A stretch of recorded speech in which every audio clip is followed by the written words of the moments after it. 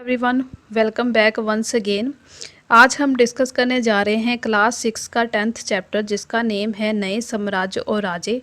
और ये जो वीडियो है ये है स्पेशल फॉर सीटेट के लिए है, जिसमें मैं कुछ इंपॉर्टेंट पॉइंट डिस्कस करूँगी जो कि आपको हेल्प करेंगे सीटेट एग्ज़ाम क्लियर करने में। तो चलिए स्टार्ट करते हैं। यहाँ पर लिखा गया है कि प्रसिद्ध राजा समुद्रगुप्त के बारे में हमें इलाहाबाद के एक अशोक स्तंभ पर खुदे एक अभिलेख से पता चलता है। इसकी रचना समुद्रगुप्त के दरबार में एक कवि भी था और मंत्री भी था, हरिसेन द्वारा एक काव्य के रूप में दी गई है। ये बहुत ही इंपॉर्टेंट है और ये क्वेश्चन बार बार एग्जाम में पूछा गया है। नेक्स्ट है, ये एक विशेष किस्म का अभिलेख था जिसे प्राश्ती कहा गया था। ये एक संस्कृति शब्द है जिसका अर्थ है प्रशंसा करना, यानी कि अपनी प्रेज आप करनी, अपनी खूबियाँ बताना। प्राश्तियाँ लिखने का प्रचलन पहले भी हुआ था, जो हमने पिछले चैप्टर में पढ़ा। तो यहाँ पर दिया गया है कि परंतु गुप्त काल में इनका मतलब बहुत ही ज़्यादा बढ़ चुका था। समुद्रगुप्त की प्रास्ती से हमें पता चलता है कि कवि ने इनमें राजा का एक योद्धा और युद्धों को जीतने वाला राजा, विद्वान तथा एक उत्कृष्ट कवि के रूप में भरपूर प्रशंसा की है। समुद्रगुप्त बहुत ही इम्पोर्टेंट है। यहाँ एक इसे ईश्वर के बराबर बताया गया। देखो यहाँ पर उसकी इतनी प्रशंसा की गई कि उसे गॉड के साथ कंपैरिजन किया गया, यानी कि उसे गॉड का दर्जा दिया गया। प्रास्ती में लंबे लंबे वाक्य दिए गए और यहाँ वैसे ही एक वाक्य का अंश नीचे दिया गया है। तो ये बहुत इंपॉर्टेंट है। ये क्वेश्चन आ चुका है कि ईश्वर के बराबर किस राजे को समझा गया, तो वो समुद्रगुप्त था। और प्रास्तियाँ क्या है ये भी क्वेश्चन पूछा गया है।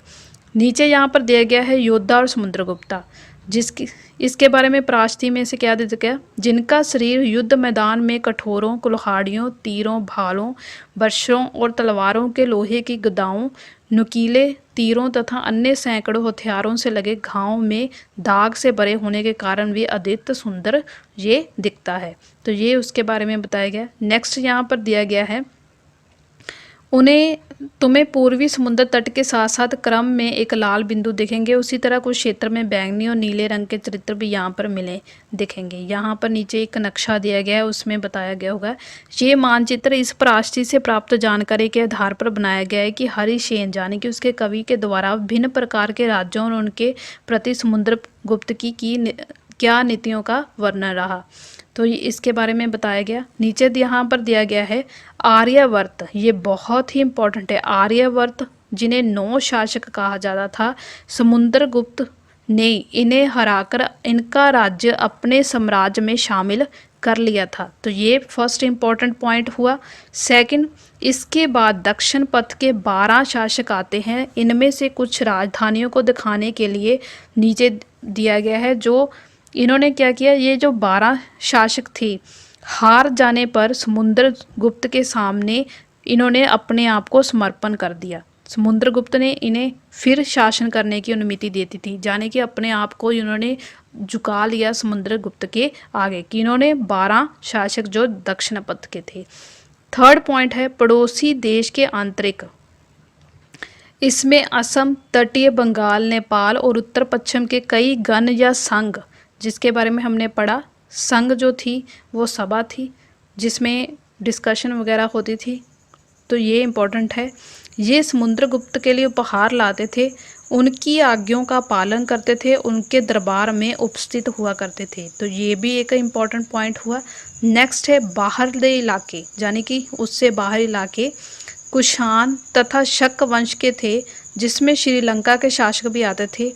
इन्होंने समुद्रगुप्त की अधीनता का स्वीकार किया और अपनी पुत्रियों का विवाह उससे किया। तो ये चारों के चारे पॉइंट बहुत ही इंपॉर्टेंट है कि समुद्रगुप्त राजा इतना ज़्यादा फेमस था कि किस तरह उसने, जो दूसरे राजा थे वो किस तरह इसके आगे झुक जाते थे। नेक्स्ट यहाँ पर ये जो सिक्के आप देख रहे हैं ये बहुत ही इम्पॉर्टेंट है।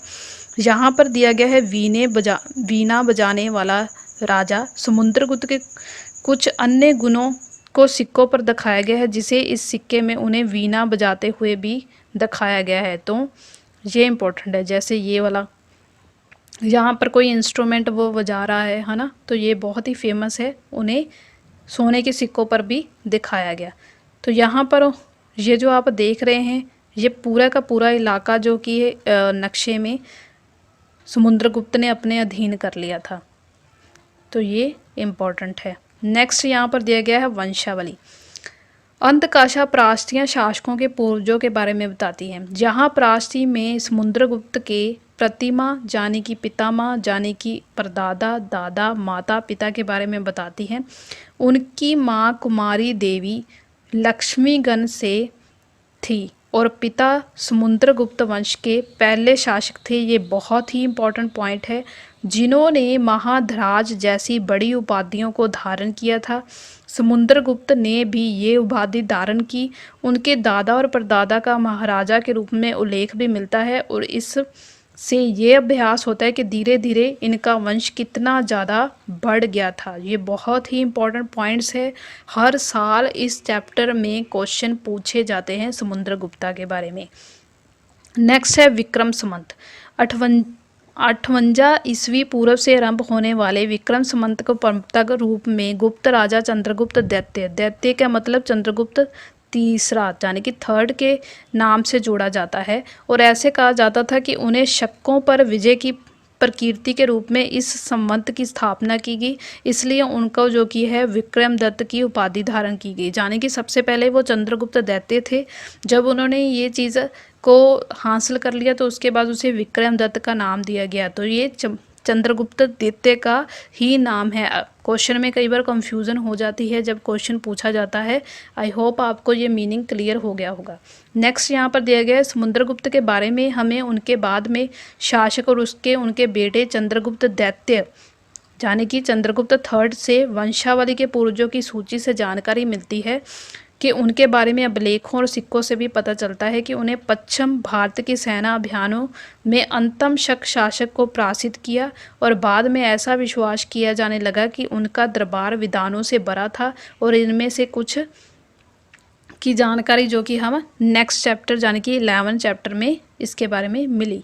नेक्स्ट है हर्षवर्धन। ये बहुत ही इंपॉर्टेंट है, ये भी हर बार पूछा गया है।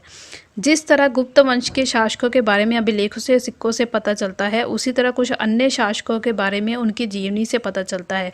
ऐसा एक राजा था हर्षवर्धन, जिन्होंने करीब 1400 साल पहले शासन किया और उसका दरबारी कवि था भानभट्ट, जो कि संस्कृति में उसकी जीवन हर्ष चरित्र के बारे में लिखा। ये भी क्वेश्चन आ चुका है। इसमें हर्षवर्धन की वंशावली देते हुए उसके राजा बनने तक का वर्णन किया है। चीनी यात्री श्यावन इत्संग। अब देखो यहाँ पर हर्षवर्धन के टाइम पर एक तो आया बुद्ध के टाइम पर, बुद्ध की मूर्तियों को पाने के लिए आया था फाययान, हमने पिछले चैप्टर में पढ़ा। अब यहाँ हर्षवर्धन के टाइम पर चीनी यात्री कौन आया? शैव इत्संग, जिसके बारे में हमने पिछले बारे में भी पढ़ा, पिछले चैप्टर में ही यहाँ पर दिया गया है। काफ़ी समय तक ये हर्ष के दरबार में रहा और उन्हें जो कुछ भी यहाँ पर देखा उसका उसने विवरण किया। मैंने पहले ही कहा था कि जो भी 3 पर्सन आए उन्होंने जो कुछ भी देखा उसके बारे में उन्होंने बताया। हर्ष अपने पिता से सबसे छोटे बेटे नहीं थे। अपने पिता और बड़े भाई की मृत्यु जो हो जाने पर थानेसन के राजा जो बने, इनके बहनोई जो कि कनौज के शासक थे। जब बंगाल के शासक ने उन्हें मार डाला तो हर्ष ने कनौज को अपने अधीन कर लिया और बंगाल पर अपना आक्रमण कर दिया। मगध तथा बंगाल को वो जीतता हुआ, ये इम्पोर्टेंट है। पूर्व में जितनी सफलता उसे मिली उतनी सफलता उन्हें आगे जाकर अन्य जगहों को प्राप्त करने में नहीं मिली। जब उन्हें नर्मदा नदी को पार कर दक्षिण की ओर बढ़ने की कोशिश की तब चालुक्य नरेशन पुलकेशन दैत्य ने उन्हें रोक लिया। जब उन्होंने दक्षिण की ओर बढ़ने की कोशिश की तो वहाँ पर कौन था? चालुक्य नरेशन पुलकेशन दैत्य ने उन्हें रोक लिया और उसके बाद उनकी लड़ाई हुई। पल्लव चालुक्य पुलकेशन दैत्य की प्राचीन क्या है? इस काल में पल्लव और चालुक्य दक्षिण भारत के सबसे महत्वपूर्ण राजवंशों में थे। कौन से? दक्षिण भारत के। पल्लवों की राजधानी जो थी कांचीपुरम, ये बहुत इंपॉर्टेंट है। राजधानियाँ अक्सर पूछी जाती हैं, किस राज्य की कौन सी राजधानी थी। के आसपास के क्षेत्रों से होकर कावेरी नदी और डेल्टा तक फैलता था, जबकि चालुक्यों का राजा कुषाण और तुंगभद्रा नदी के नदियों के बीच स्थित था। चालुक्यों की राजधानी जो थी एलो थी, ये भी बहुत इंपॉर्टेंट है।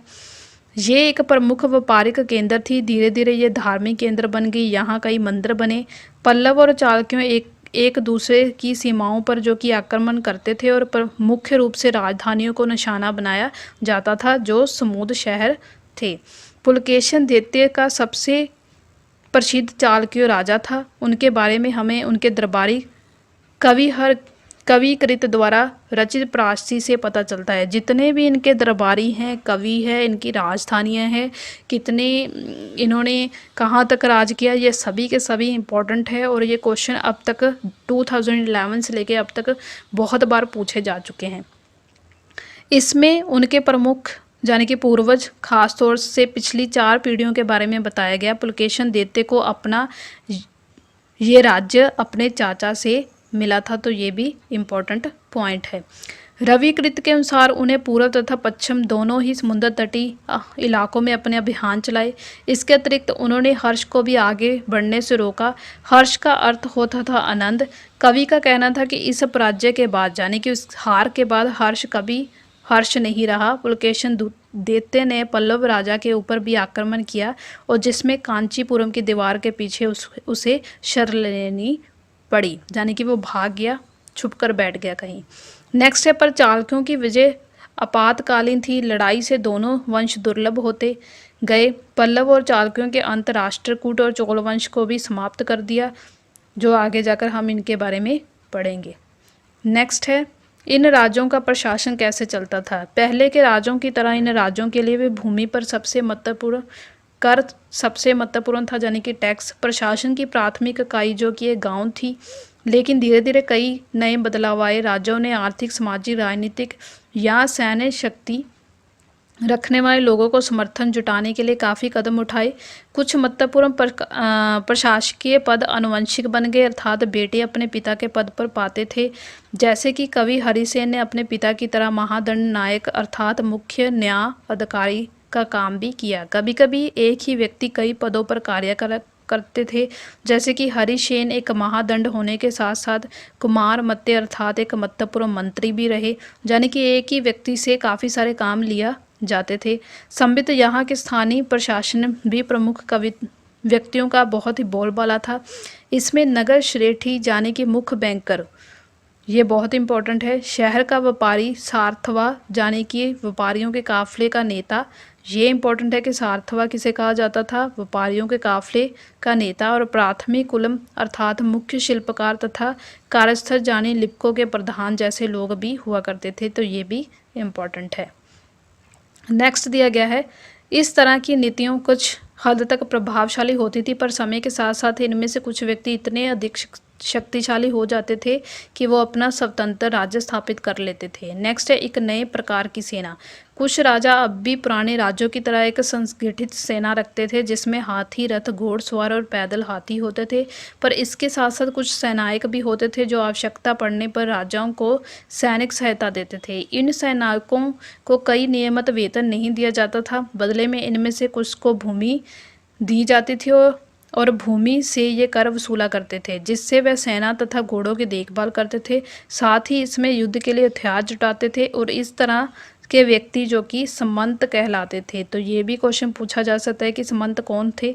जहाँ कहीं भी शासक दुर्लभ होते थे, ये सामंत अपने आप को स्वतंत्र होने की कोशिश करते थे। तो नेक्स्ट है दक्षिण के राजाओं में सभाएं। पल्लवों के अभिलेख में कई स्थानीय सभाओं की चर्चा मिलती है। इनमें से एक था ब्राह्मण भूस्वामी का संगठन, जिसे सभा कहते थे। ये सभाएं उप समिति के जरिए सिंचाई, खेतीबाड़ी से जुड़े विभिन्न काम, सड़क निर्माण, स्थानीय मंदिरों की देखरेख आदि का काम करती थी।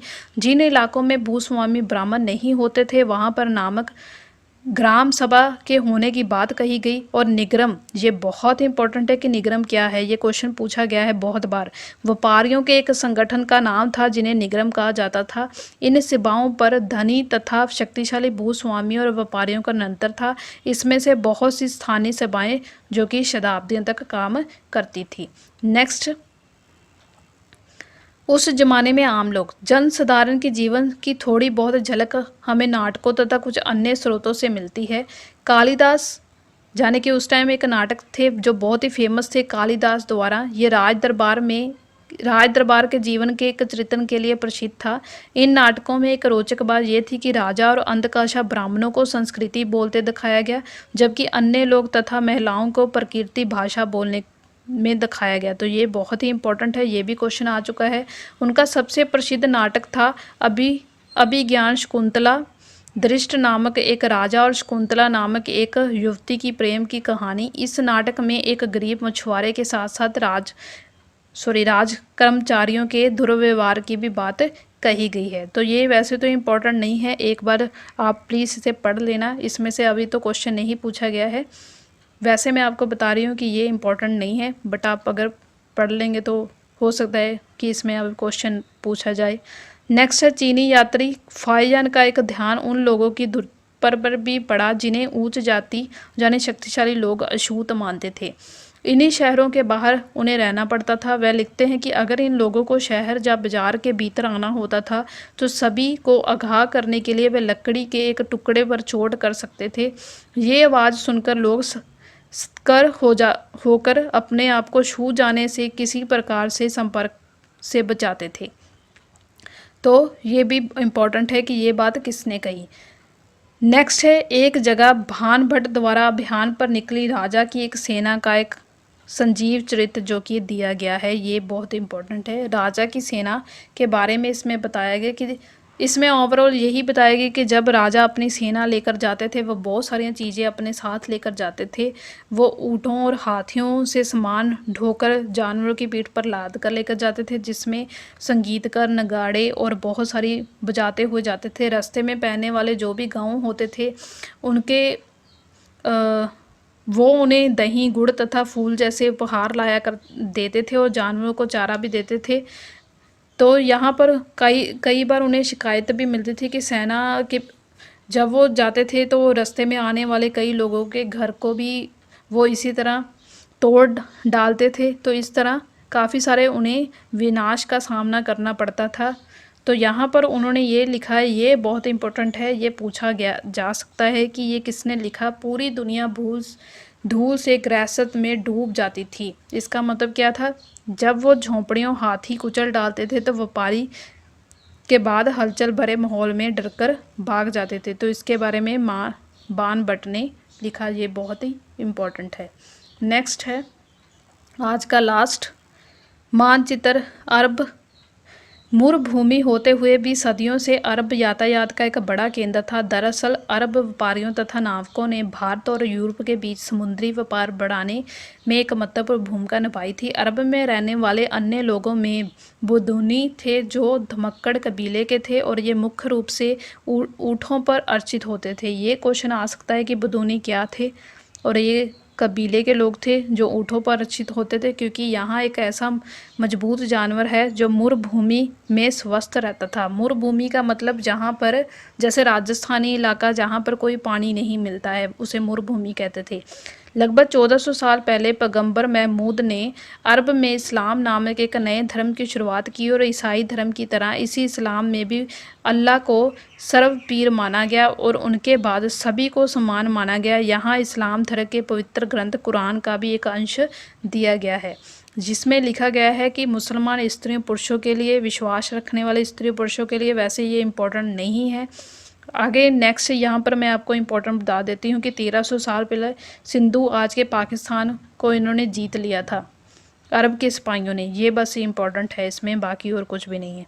अगले 100 साल के दौरान इस्लाम के उत्तरी अफ्रीका, स्पेन, ईरान, भारत में फैल गया। अरब नामक जो उस उपमहाद्वीप के तटीय बस्तियों में से पहले परिचित थे, अब अपने साथ इस नए धर्म को भी अपना लिया और 1300 साल सिंधु और उसके आज के पाकिस्तान को इन्होंने जीत लिया था। तो ये बस इतना इम्पोर्टेंट है। आई होप आपको मेरी ये वीडियो अच्छी लगी होगी। अगर आपको मेरी ये वीडियो अच्छी लगी है प्लीज़ इसे लाइक, सब्सक्राइब और शेयर ज़रूर कीजिए और मुझे कमेंट कर बताना कि मेरी वीडियो कैसे लगी। मेरी इस वीडियो को वॉच करने के लिए आपका बहुत बहुत धन्यवाद।